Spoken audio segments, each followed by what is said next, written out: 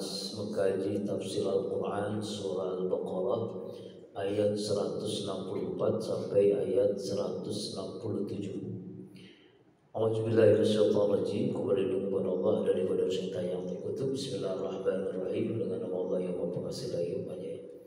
Inna fi khalqis samawati wal ard, sungguhnya dalam penciptaan langit dan bumi, wa ikhtilafil laili wan nahar, silih bergantinya malam dan siang, wal fulkil lati tajri fil bahri, dan kapal bahtera yang berlayar di lautan, bima yanfa'un nas, yang membawa sesuatu yang bermanfaat bagi manusia, wa ma anzalallahu minas samai ma'an mimma yinfa'u bil ardi ba'da mautiha, dan apa yang Allah turunkan dari langit berupa air, lalu dengan air itu Allah hidupkan bumi sesudah keringnya matinya. Wa bassa fiha min kulli dabbah, dan Allah sebarkan di bumi ini segala jenis hewan. Lalu wa tasrifir riyah was-sabil musabbahan wal ard, pengisaran angin dan awan dikendalikan antara langit dan bumi. La ayatil qaumi yaqilun, sungguh terdapat tanda-tanda kekuasaan kebesaran Allah bagi kaum yang berfikir. Dalam tafsir Jalalain dijelaskan bahwa inilah di antara keajaiban-keajaiban yang terjadi dalam penciptaan langit dan bumi. Pergantian malam dan siang, datang pergi, bertambah berkurang, kapal-kapal yang ada di lautan yang tidak tenggelam atau yang membawa apa yang berguna bagi manusia. Kemudian yang diturunkan dari Allah, air hujan dihidupkan dengan tumbuhan tanaman yang sudah mati, berkembang biak tumbuh-tumbuhan, rumput-rumputan, serta terjadinya penciptaan Allah, angin yang memindahkan ke utara, ke selatan, merubah menjadi panas atau dingin, yang semuanya dikendalikan oleh Allah. Kemudian semuanya itu adalah tanda-tanda kekuasaan Allah. Paling tidak ayat ini ada 4 hal yang dibahas. Pertama, yaitu bagaimana kita menjadi hamba Allah yang berpikir tentang samawati wal ard, penciptaan langit dan bumi. Kata khalqus samawati wal ard adalah penciptaan, pengukuran yang teliti atau pengaturan. Karena itu di samping makna tersebut berarti juga pengaturan sistem kerjanya yang sangat teliti. Yang dimaksud dengan langit adalah semua benda-benda langit, matahari, bulan, bintang, semuanya itu beredar sangat teliti, sangat teratur. Yang pertama itu, jadi ayat ini mengajak kita untuk berpikir penciptaan langit dan bumi.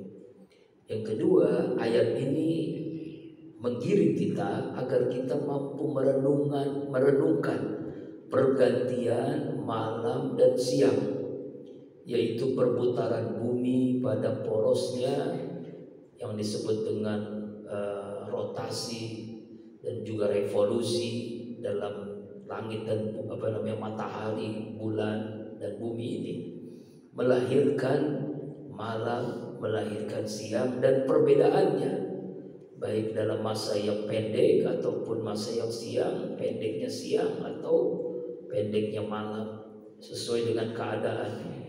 Nah ini kita digiring untuk merenungkan bagaimana pergantian malam dan siang, ya kan, wal laili wasyamsi wadduha wal laili, dan semuanya pergantian malam dan siang itu. Yang ketiga, kita diajarkan agar kita mampu merenungkan, berpikir tentang semua bahtera-bahtera, kapal-kapal yang berlayar di laut, yang membawa apa yang berguna bagi manusia. Ini mengisyaratkan di ayat ini juga sarana transportasi, baik yang digunakan masa kini dengan canggih, dengan alat, ataupun masa yang lalu yang mengandalkan angin dengan segala akibatnya, yaitu kapal berlayar, ya. Yang keempat, ayat ini juga diajarkan agar kita mampu merenungkan apa yang Allah turunkan dari langit berupa air, ya, baik yang cair ataupun yang membeku. Artinya cair itu ya hujan, yang membeku itu ya salju begitu ya, atau es, hujan es ya. Yang memperhatikan proses turunnya hujan dalam siklus yang berulang-ulang, dari air laut menguap bergumpal menjadi awan menebal, kemudian dari awan ini akhirnya turun hujan, serta memperhatikan angin dan fungsinya, yang kesemuanya itu adalah kebutuhan bagi kelangsungan kenyamanan hidup manusia, binatang dan tumbuhan di bumi ini. Yang kelima, kita diajak di ayat ini berpikir tentang aneka binatang yang Allah ciptakan. Manusia yang berakal atau hewan yang tidak berakal, menyusui, bertelur, melata dan sebagainya. Semuanya itu tanda-tanda keesaan Allah, tanda-tanda kebesaran Allah, tanda-tanda kekuasaan Allah bagi orang yang cerdas, bagi orang yang berakal. Tapi bahkan aneh, banyak manusia yang mengingkari wujud dan kekuasaan Allah Subhanahu wa taala. Itu dijelaskan dalam tafsir Misbah. Dalam tafsir yang lain dijelaskan Kementerian Agama bahwa sesungguhnya penciptaan langit dan bumi yang luas, pergantian siang malam, kemudian perubahan dari masing-masingnya dan manfaat masing-masingnya, kapal yang berlayar di laut dengan membawa muatan ya manusia, barang-barang bermanfaat bagi manusia yang diturunkan oleh Allah dari hujan dengan air itu, bumi ini menjadi tumbuh ya, tanaman ya, rumput dan sebagainya, kemudian hewan-hewan ya dan sebagainya. Ini adalah tanda-tanda kekuasaan Allah bagi orang yang berpikir menggunakan akalnya. Ya, dia menyaksikan bagaimana tanda kebesaran, tanda kekuasaan Allah yang sedemikian banyak dan sangat jelas. Maka kalau masih ada manusia yang menyembah Tuhan selain Allah, berarti mereka ini belum berpikir merenungkan apa yang terjadi dalam penciptaan langit dan bumi itu.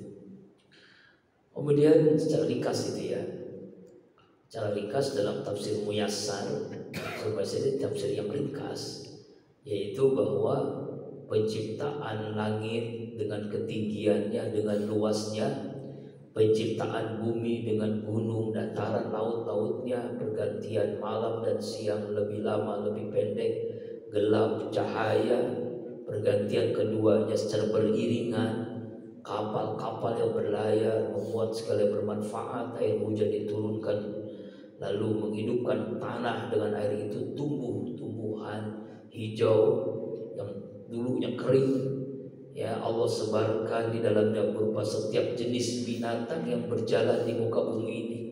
Allah limpahkan perputaran angin, penentuan arah, awan bergerak antara langit dan bumi. Semuanya bukti-bukti petunjuk bahwa benar-benar tanda-tanda atas ketauhidan Allah, atas besar nikmat Allah. Jadi ada yang menjelaskan tauhid, ada yang menjelaskan kebesaran Allah, ada yang menjelaskan keesaan Allah, ada yang menjelaskan kekuasaan Allah. Itu jadi para ulama tafsir itu begitu memahaminya. Jadi kita jadi enak gitu ya. Dengan memahami dari Allah itu menunjukkan tanda-tanda keesaan Allah, keberhakan Allah untuk diibadahi, untuk disembah. Nah ini diantara penjelasannya ya. Penjelasan ayat 164 ya. Ayat ini juga dijelaskan oleh Allah dalam surah yang lain ya, di antara surah Ali Imran ayat 190 191. Sesungguhnya dalam penciptaan langit dan bumi, silih bergantinya malam dan siang, tanda-tanda bagi orang yang berakal, itu orang-orang yang selalu berzikir kepada Allah. Alladzina yazkurunallaha qiyaman wa qu'udan wa 'ala junubihim wa yatafakkaruna fil khalqis samawati wal ardh. Rabbana hadza batila subhanaka faqina azabannar. Yaitu tanda-tanda bagi orang yang berakal, orang yang suka berzikir kepada Allah dengan berdiri, duduk, berbaring, dan mereka berpikir tentang penciptaan langit dan bumi. Mereka berdoa, ya Allah, ya Tuhan kami, tidaklah Engkau ciptakan ini dengan sia-sia. Maha suci Engkau, jagalah kami, peliharalah kami dari siksa neraka. Jadi ayat ini namanya tafsir ayat bil ayat. Ini dalam tafsir Ibnu Katsir seperti dijelaskannya. Allah Akbar. Kemudian ayat selanjutnya, ayat 165. Wa minan nasi, dan di antara manusia, man, ada orang yattakhidhu min dunillah, yang menyembah tandingan-tandingan selain Allah. Anda dan yuhibbuna qaubillah, mereka mencintai tandingan itu Tuhan Allah sebagaimana mereka mencintai Allah. Walladzina amanu, berbeda dengan orang-orang beriman, asaddu hubbillah, sangat cintanya kepada Allah. Seandainya orang-orang berbuat zalim, mereka mengetahui tentang siksa di hari kiamat, bahwasanya Allah, kekuatan Allah itu, kepunyaan Allah segala-galanya, bahwa Allah amat berat siksaannya, niscaya mereka akan menyesal. Wa annal Allaha sayyidul azab. Jadi ada manusia yang mengambil selain Allah sebagai tandingan. Kalau zaman jahiliyah namanya patung berhala. Kalau zaman sekarang namanya harta, tahta, wanita, Toyota. Ya, zaman dulu onta. Ya, buta, yang menyebabkan jadi orang buta. Atau juga tandingan Allah itu namanya populer, ya, atau namanya pujian, penghargaan, ya, itu juga termasuk tandingan Allah. Kalau dulu namanya patung, benar patung berhala, sekarang namanya beda-beda. Jadi dia menyembah Allah, tapi dia menyembah hartanya, dia menyembah jabatannya, dia menyembah tuannya, pimpinannya, dia menyembah populernya, menyembah pujian, penghargaan dan sebagainya. Mereka mencintai apa? Sebagaimana mereka mencintai Allah. Jadi cintanya banget dengan hartanya itu sama dengan cintanya dia kepada Allah, bahkan lebih cinta dengan harta. Berbeda dengan orang yang beriman. Orang beriman itu sangat cintanya kepada Allah. Asaddu hubbillah, sangat cintanya kepada Allah. Allah Akbar. Inilah orang beriman. Tafsir Muyassar Al-Muyassar menjelaskan sudah banyak bukti yang pasti, tapi manusia masih mengambil ya selain Allah sebagai penolong, sebagai tandingan. Mereka menjadikan tandingan itu rasa cinta, pengagungan, ketaatan yang tidak sepantasnya diberikan, yang harusnya kepada Allah. Berbeda dengan orang mukmin. Orang mukmin ini sangat cinta kepada Allah, ya, sebagaimana orang kafir sangat cinta kepada Tuhan mereka. Karena itu orang-orang mukmin murnikan kecintaannya secara penuh kepada Allah. Beda dengan orang kafir. Orang kafir itu cintanya kepada Tuhan selain Allah.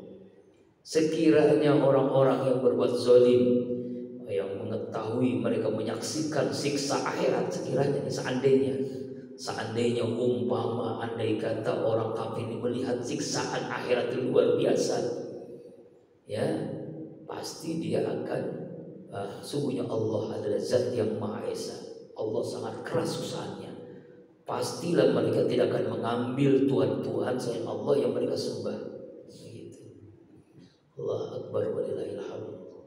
Di ayat ini 165 ini memulai uraian dengan orang-orang yang menyembah selain Allah, ya kan? Selain Allah itu macam-macam, pokoknya Tuhan selain Allah, baik benda-benda apapun namanya selain Allah.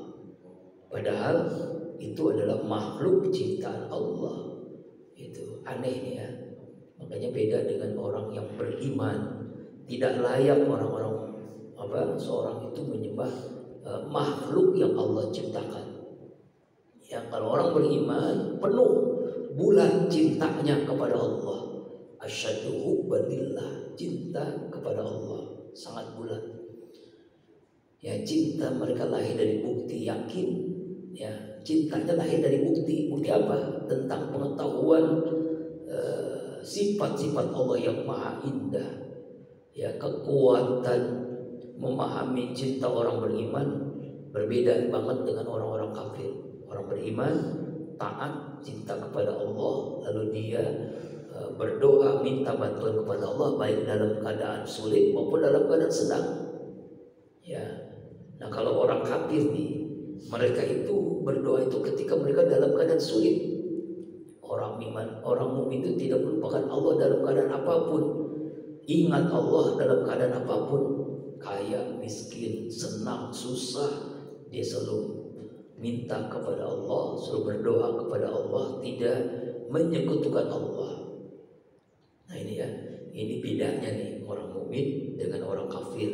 Orang yang menyekutukan Allah dengan orang yang sangat cinta kepada Allah. Nanti seandainya orang-orang kafir itu melihat tentang siksa yang sangat berat, mereka akan menyesal. Mereka tidak akan melakukan apa yang dilakukan waktu di dunia. Ya kan? Ya, Allah akbar walillahil hamd. Ini jadi diajak kita untuk memahami ayat 164 ini, bagaimana di ayat 165 ini, sebelumnya 164 ini menyaksikan tanda-tanda kebesaran kekuasaan Allah yang begitu banyak, yang sangat jelas. Tapi aneh, ada orang menyembah selain Allah, mereka mencintai selain Allah, ya, yang mereka ini seperti cintanya kepada Tuhan, kepada Allah. Beda dengan orang beriman. Beda dengan orang beriman, cintanya kepada Allah melebihi cintanya orang kafir kepada Tuhan mereka. Makanya yang ditakuti oleh orang kafir itu jihad. Jihad itu ditakuti. Kenapa orang berjihad? Karena cinta kepada Allah. Ya. Kenapa orang berjihad? Karena cinta kepada Allah. Kalau orang cinta kepada Allah, seperti Robiatul Al-Adawiyah, seorang sufi wanita. Beliau itu beribadah bukan karena ingin surga, yang tidak melakukan maksiat bukan karena takut neraka, tapi karena cinta kepada Allah. Itu disebut dengan mahabbah. Nah, kalau orang sudah cinta kepada ibadah itu karena cinta. Kalau ibadah sudah sangat cinta, dia merasakan kenikmatan dalam ibadah, zauq dalam ibadah. Nah, dikit lagi ya, 2 ayat lagi. Ittabarra alladziina tubi'u minal ladziina tabu wa ra'al 'adzab wa taqatta bil asbab. 166, yaitu ketika orang-orang yang diikuti itu berlepas diri, orang-orang mengikuti, mereka melihat siksa, dan ketika mereka hubungan antara mereka terputus sama sekali. Apa maksudnya? Ketika nanti mereka menyaksikan langsung, orang-orang kafir menyaksikan siksa akhirat, mereka berlepas diri para pemimpin yang mereka ikuti dari orang-orang yang begitu mereka dalam kesyirikan. Ya, jadi misalnya kan mereka dulu menyembah karena rajanya menyembah Tuhan itu begitu, misalnya Firaun, misalnya Namrus begitu kan. Nah, berlepas diri itu, mereka berlepas diri. Tuhannya juga berlepas diri gitu. Jadi berlepas, tidak ada hubungan di antara mereka ketika mereka waktu di dunia. Itu namanya berlepas diri. Hubungan kekerabatan, hubungan keluarga, hubungan pengikut, hubungan agama, berlepas diri. Ya, berlepas diri, full berlepas diri nanti di akhirat. Jadi ayat ini menjelaskan hubungan antara pemimpin dengan yang dipimpin, kepemimpinan, keikutan dalam kedurhakan kepada Allah. Kalau dalam kehidupan dunia ini mereka menaruh harapan kepada pemimpinnya, seperti rakyat kepada Firaun, ya, atau rakyat kepada Namrus misalnya, mengandalkan pemimpin harapannya itu. Tapi di akhirat sirna, hilang ketika azab terlihat di hadapan mereka. Mereka kecewa, orang-orang itu kecewa, putus harapan untuk meraih kenikmatan. Bahkan para pemimpin ketika melihat siksaan akibat kedudukan mereka berlepas diri, tidak mau bertanggung jawab kepada rakyatnya. Keadaan yang memimpin, yang dipimpin, yang tadinya penuh harapan, ya tiba-tiba ketika di akhirat terputus tanggung jawabnya, tidak ada saling menguatkan, terputus sama sekali. Itulah keadaan orang-orang kafir nanti di akhirat, ya. Jadi berlepas diri dari apa yang mereka lakukan waktu di dunia, dan mereka sangat menyesal, ya kan? Terakhir 167, waqala alladziina tabu law anna lana qarratan fanatabaru minhu kama tabaru minna kadzalika yurihullahu a'malahum hasarat. Berkatalah orang-orang yang mengikuti, seandainya kami dapat kembali di dunia, ini orang-orang di akhirat, kita harus yakini ini kejadian pasti. Orang-orang yang kafir yang dulu itu hanya ikut-ikutan menyembah patung, menyembah selain Allah, ya kan, pasti kami akan kembali ke dunia sebagaimana mereka berlepas diri dari kami. Kami tidak akan ikut-ikutan kalau tahu seperti ini. Demikianlah Allah memperlihatkan amal perbuatan menyesal mereka, dan mereka tidak akan keluar dari api neraka. Ayat ini melukiskan, menyatakan penyesalan para pengikut pemimpin-pemimpin yang sesat. Bahkan mengatakan, seandainya kami kembali ke dunia, pasti kami berlepas diri dari mereka. Sebagaimana nanti pada hari ini kiamat, mereka berlepas diri dari kami. Ketika itu semuanya menyesal. Para pengikut ingin bila saja mereka dapat kembali ke dunia, mereka tidak mau mengikuti para pemimpinnya. Mereka ingin kembali ke dunia untuk berlepas diri, karena di akhirat mereka tidak dapat lagi berlepas diri. Tapi tentu saja keinginan itu mustahil. Di akhirat mereka juga harus mempertanggungjawabkannya, kesediaannya memilih dan taat kepada pemimpin yang sesat, kepada Abu Jahal, Abu Lahab, Fir'aun, Namrus, dan pemimpin-pemimpin yang lainnya. Demikianlah melalui apa yang mereka lihat berupa azab, siksaan, mereka menyadari bahwa semua kekuatan milik Allah, bahwa keberlepasan diri para pemimpin serta keinginan untuk kembali ke dunia tidak mungkin terpenuhi. Allah memperlihatkan kepada mereka amal perbuatan mereka, seperti mendiamkan kesalahan para pemimpin, merestui dan tidak menegur mereka. Dan inilah aneka penyesalan yang luar biasa, dan penyesalan itu tidak berguna sama sekali, karena mereka masuk bersama-sama pemimpin mereka ke dalam neraka dan tidak akan keluar selama-lamanya. Itulah ayat 167. Kesimpulan 164 mengajak kita untuk merenungkan penciptaan alam semesta dan mengambil pelajaran dari fenomena alam yang menggambarkan kekuasaan Allah. 165 ada orang yang menyembah tandingan selain Allah dan mencintai seperti mencintai Allah. Orang beriman sangat mencintai Allah dan tidak akan menyekutukan Allah dengan apapun. 166 ketika orang-orang yang diikuti berlepas diri, berlepas tangan dari orang yang mengikuti, mereka melihat azab dan hubungan mereka pun terputus. 167 orang-orang yang mengikuti berangan-angan ingin kembali ke dunia, berlepas diri dari pemimpin yang memperdaya mereka, dan penyesalan itu tidak berguna.